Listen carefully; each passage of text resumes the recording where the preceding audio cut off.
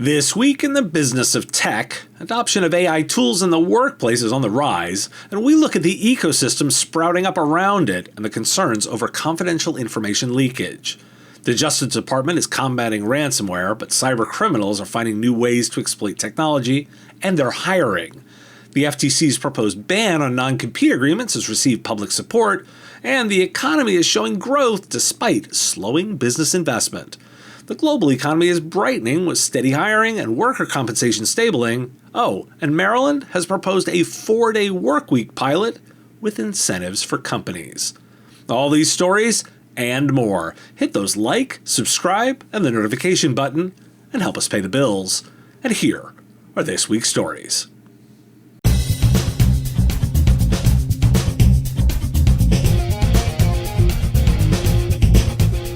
The buzz is all AI right now, but new survey data by Fishbowl says it may be a touch more than just noise. 27% of professionals say they've used ChatGPT or other AI tools for work-related tasks. A quick comparison, only 23% of US households had internet access when Google launched. Marketing and advertising have the highest adoption, with 37% saying they've used AI to assist with work-related tasks. Tech follows with 35% and consulting with 30%. Healthcare has the lowest usage with 15%. Accounting and teaching come in at 16% and 19%, respectively. Now, Amazon has warned their employees not to provide ChatGPT with any, quote, Amazon confidential information, including Amazon code you are working on, end quote, according to a screenshot of the message seen by Insider. Quote, this is important because your inputs may be used as training data for a further iteration of ChatGPT, and we wouldn't want its output to include or resemble our confidential information. And I've already seen instances where its output closely matches existing material, the lawyer wrote. Those workers want the technology. Microsoft Work Labs released a study that 89% of people feel more fulfilled when they have access to AI tools because they can spend time on work that truly matters. They're automating away mundane daily tasks. Now, there may be solutions here. MIT Technology Review reports on watermarking systems being developed to let computers detect that the text probably comes from an AI system. And are they looking for a framework for those conversations with customers? The National Institute of Standards and Technology unveiled its long-awaited Artificial Intelligence Risk Management Framework on Thursday morning, representing the culmination of an 18-month-long project that aims to be universally applicable to any AI technology across all sectors. The framework offers 4 interrelated functions as a risk mitigation method: govern, map, measure, and manage. Why do we care? Think about the training required to use these tools in a way that works for the business. Legal needs to weigh in to ensure corporate secrets aren't being given to the training models via the tools is an example. And the genie is out of the bottle as employees are using them on their own, a new shadow IT. Without guidance, there will be trouble. And that's the space to build a practice in. The good news here is that the frameworks are already here, thanks NIST, and the technology is coming too. We'll start with the good news. The Justice Department rounded out last week with an announcement of the disruption of the Hive ransomware group. Working with international partners, they hacked the hackers and stopped $130 million in ransom demands. Quoting from the release, since infiltrating Hive's network in July 2022, the FBI has provided over 300 decryption keys to Hive victims who were under attack. In addition, the FBI distributed over 1,000 additional decryption keys to previous Hive victims.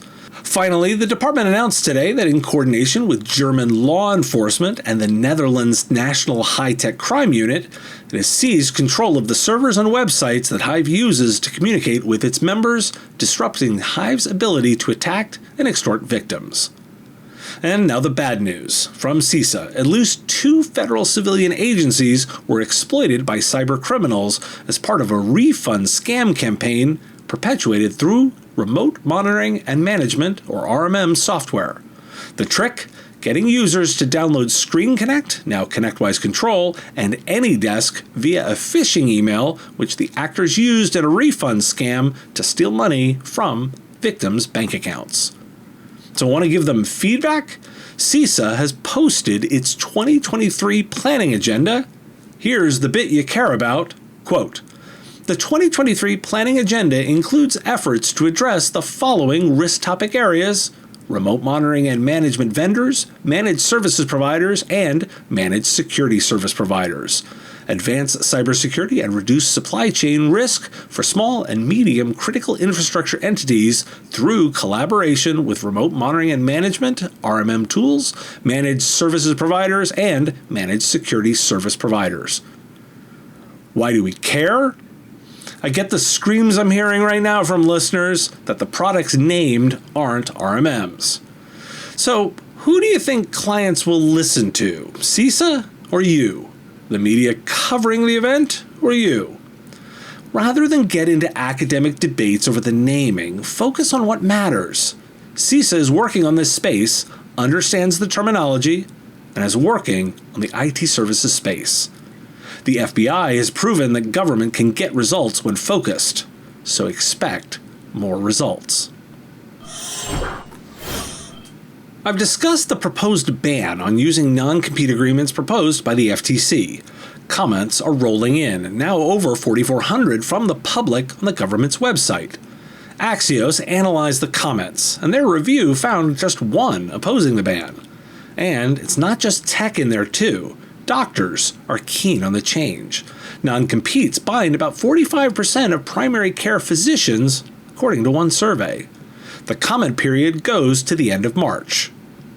While I'm on some staffing news, quoting from Axios, more than 70% of CEOs who lead a portfolio company of SoftBank's Vision and Latin America funds say that talent acquisition at 74% and retention 72% was easier in 2022 than 2021, according to a November 2022 SoftBank Investment Advisors survey first shared with Axios.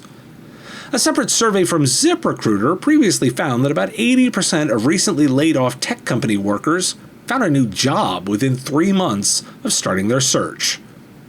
A reminder, even with the new data from last week, unemployment claims were at their lowest since April of last year. Why do we care? I'm going to predict the death of the non-compete. Businesses can be ahead of it or pushed by a ban later, but it's going to happen. Smaller organizations can pivot faster here and take advantage of perks like this that employees desire. And remember, with the availability of talent from top companies like Microsoft, Google, and Amazon, there should be people to go after. These people are top talent. Know about Nodeware? Nodeware, simple and affordable, delivers truly continuous vulnerability scanning even during normal business hours. You'll get immediate alerts of network access and newfound vulnerabilities, and now can single-click access into the CVE, including directions for remediation. Save $40,000 per security admin while supporting more clients and improving your profitability. Qualify a prospect or upgrade a client with the quickest time to sale and the lowest cost of sales of any product in your portfolio. Visit nodeware.com/partners to learn more. I also had some time to look at economic data. Fourth quarter GDP grew at a 2.9% annualized pace in the final months of 2022, even better than analysts anticipated. That said, when you dig into it, the Federal Reserve's efforts to slow growth to keep inflation under control seem to be working. Demand growth slowed in the fourth quarter, and business investment had been resilient, but that changed last quarter. It grew at a 0.7% annual pace, off sharply from 6.2% in the prior quarter.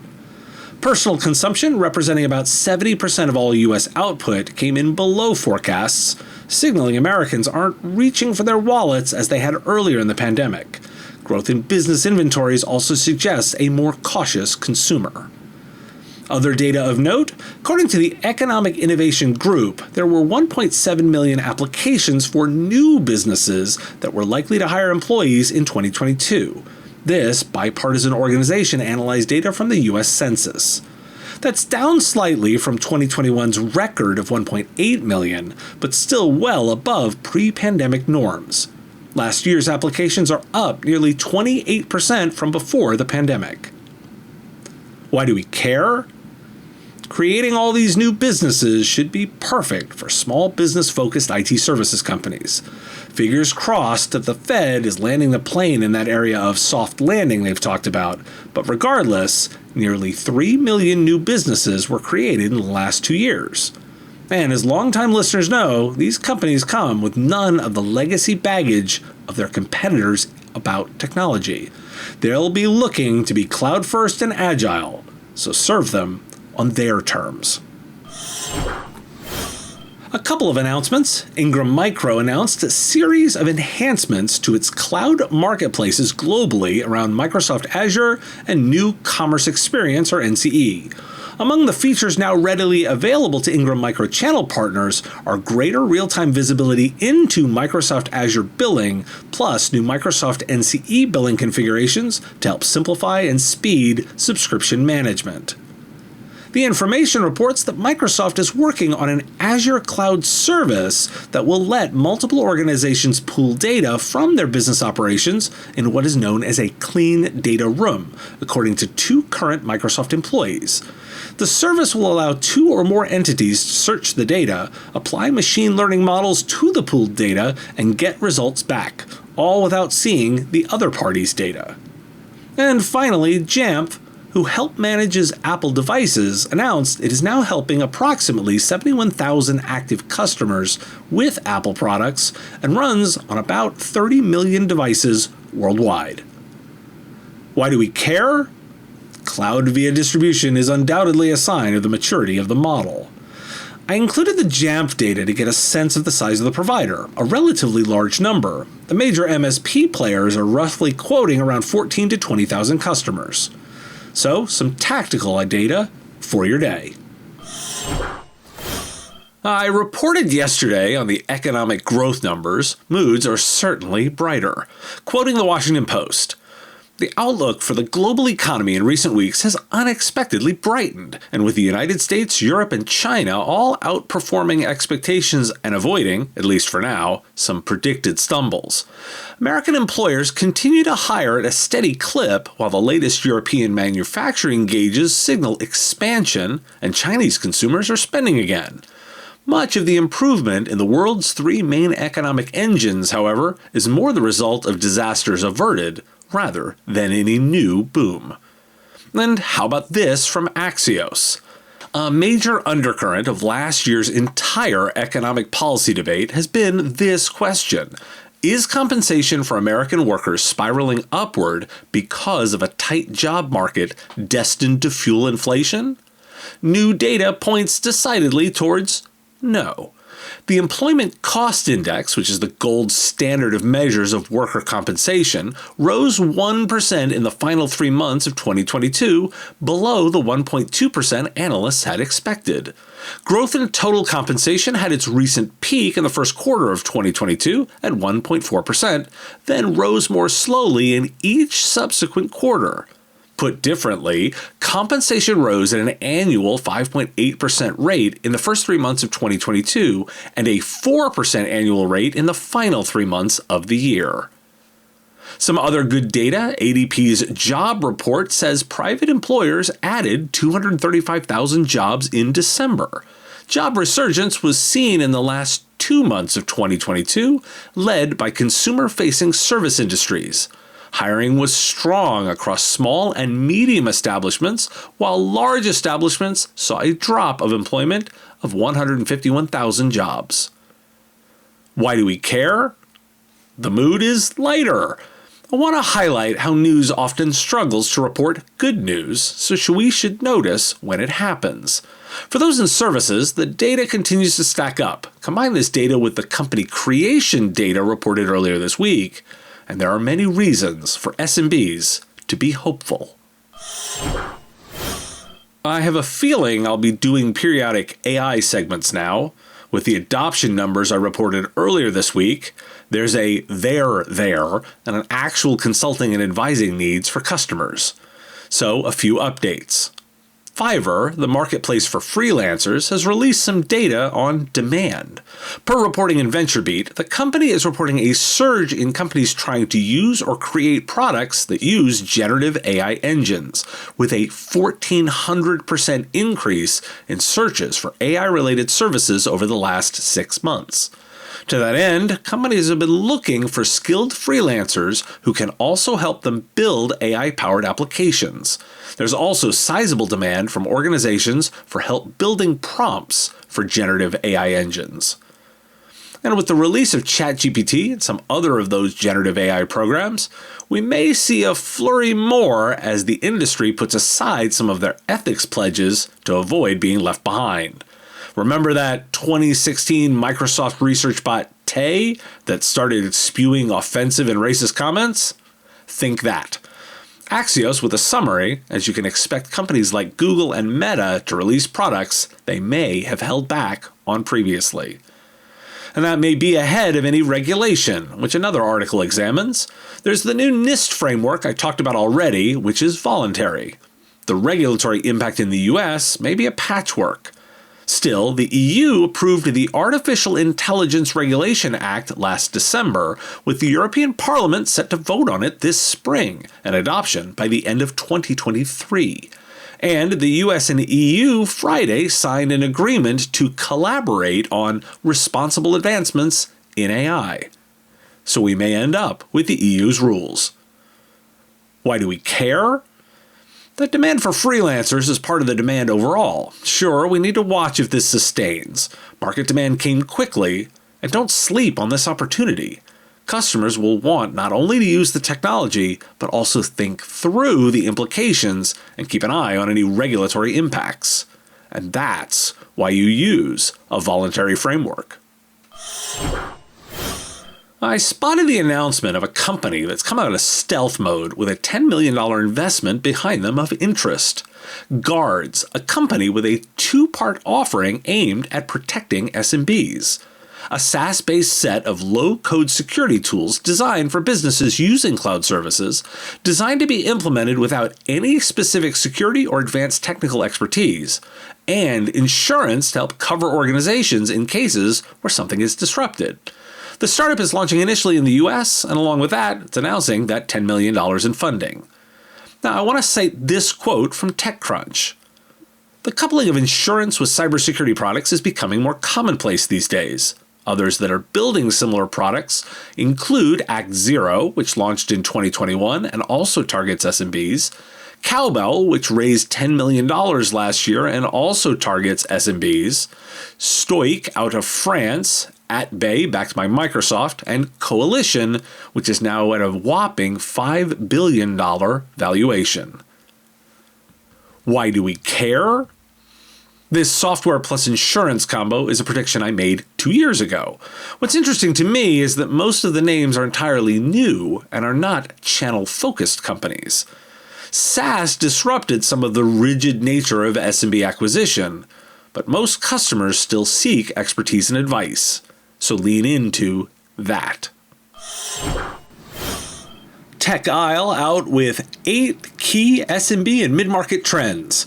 Here they are. First, SMBs are digitally transforming into connected enterprises, but the complexity is challenging. Second, centering on business agility, time to value, and operational resiliency for long-term growth is the trend. Third, prioritizing profitability, innovation, growth, and cloud cost management, as well as security. Fourth, hybrid work is proving challenging, and the return to the office is imminent as employees and employers are disconnected.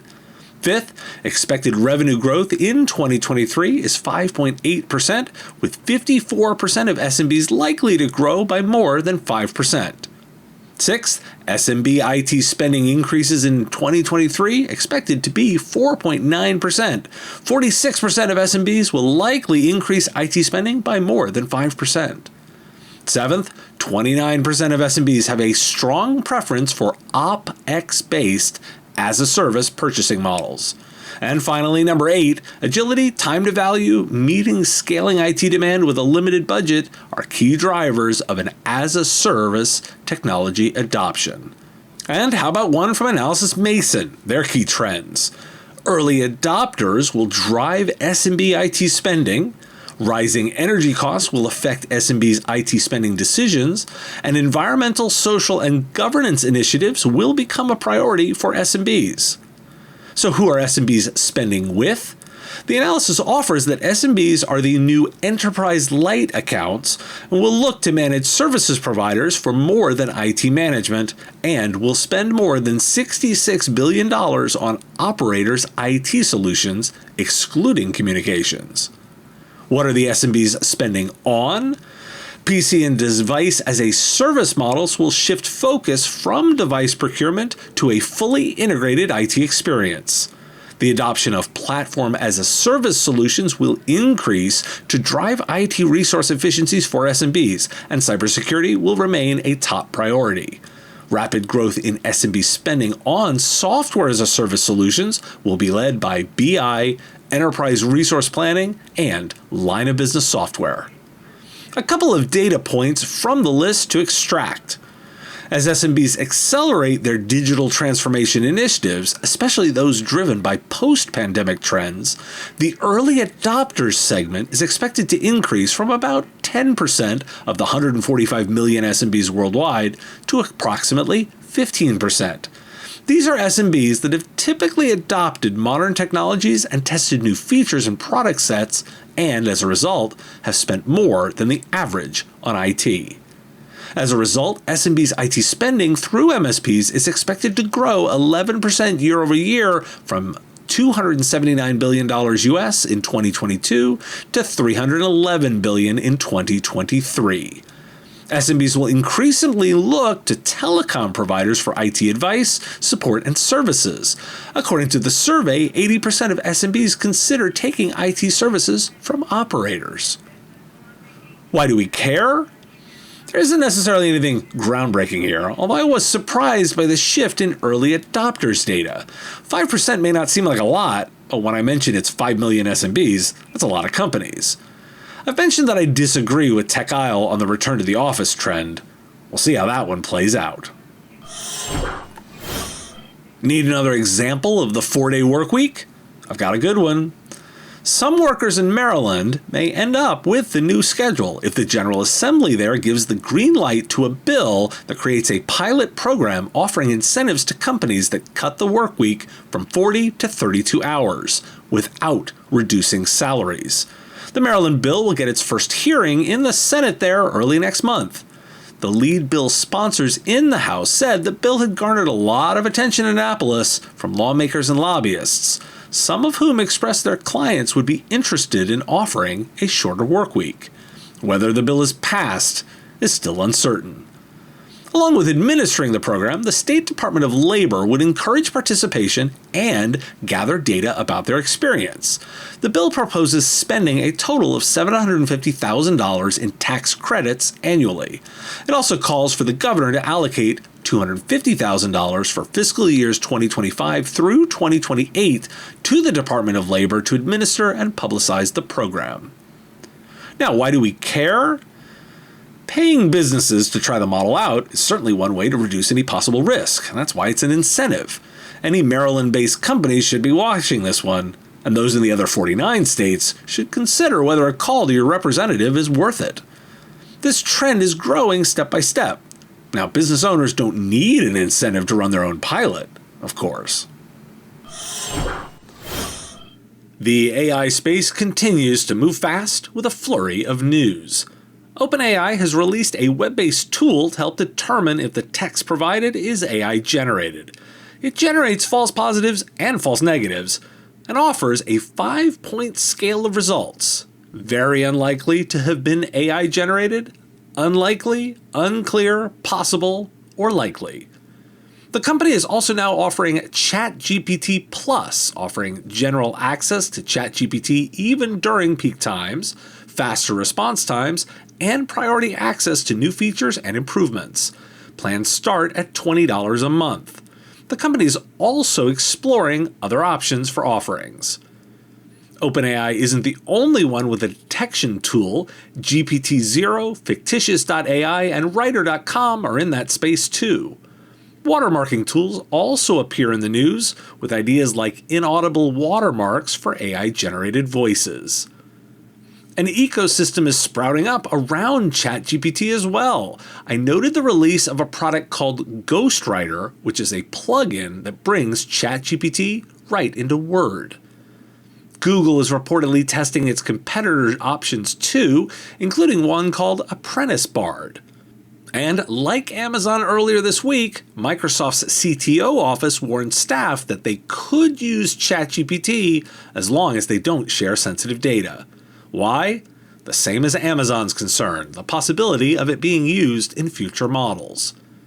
And they have reason to be concerned. New survey data is out Wednesday from Fishbowl. 43% of professionals report using ChatGPT or other AI tools to assist with work tasks, and 68% do so without their boss's knowledge. Now, why do we care?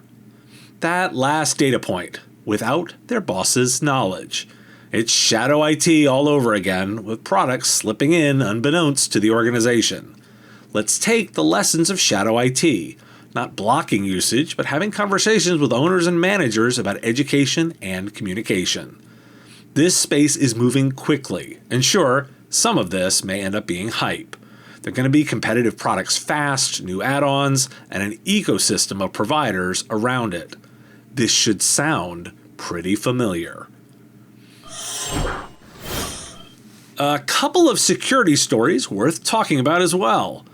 I've talked about how cybercrime groups run like professional organizations. Well, how much can you earn? Well, in a new report by Kaspersky, which analyzed 200,000 job ads posted on 155 dark websites between March 2020 and June 2022, hacking groups and APT groups seek to hire mainly software developers at 61% of all ads, offering very competitive packages to entice them. The highest paying jobs seen by Kaspersky's analysts included a monthly salary of $20,000, while ads for capable attack specialists topped $15,000 per month. The median pay for IT pros ranged between $1,300 and $4,000 per month, with designers receiving the lower amounts and reverse engineers being positioned at a higher end of the median pay spectrum. In some cases, about 8%, the remote workers would be offered paid vacation and sick leave, which shows that some dark web employers care about making their proposals as attractive as possible. Microsoft Security Intelligence released some data about the groups they are tracking. More than 100 different cybercriminal gangs are actively conducting ransomware attacks, deploying over 50 other ransomware families in campaigns that see them encrypt networks and demand a ransom payment for the decryption key. And in public service announcements, the FBI encourages communicating with them about breaches. FBI Director Christopher Wray estimated that only 20% of Hive's victims reported potential issues to law enforcement during the Bureau's 7-month operation. Why do we care? $240,000 is an excellent salary. It comes with benefits. Just one more data point in recognizing the opposition. Rob Ray, the longtime face of Datto and well-known among MSPs, has started a new role as the Corporate Vice President of Community and Ecosystems at PAX 8. This is a new role for the company. Why do we care? Look, that's the whole story. The reason to care is to revisit the prediction I made in November during our IT Nation livestream. My prediction? He would come in with a senior executive title and it would not be a small company. He also would want levels of control. He wouldn't show up at a large established company, and he would likely do something slightly different. And it turns out those were right. I was wrong in my prediction to align with Austin McCord. He picks a place where he gets a corporate VP title, presumably budget control, and growth aspirations. Good for him. Thanks for watching This Week in the Business of Tech. If you like this video, you can let me know with a like of the video, and even more valuable, hitting the subscription button. My content is all free, and I use metrics like subscriptions to pay the bills, so it has real value. The content here is produced under ethics guidelines posted at businessof.tech. If you're interested in more content like this, you can get access to content early via our Patreon at patreon.com/MSPradio. It's our give what you want model, where you set the value of what you think the content is worth. If you like this show, you can catch it daily as the 5-minute news and commentary podcast, The Business of Tech, available on all your favorite podcatchers with links at businessof.tech. Just hit that big blue subscribe button. Again, thank you for taking the time out of your day to listen, and I really value the interaction. If you want to say something in the comments, I do respond and watch all of them, and I look forward to talking to you next time.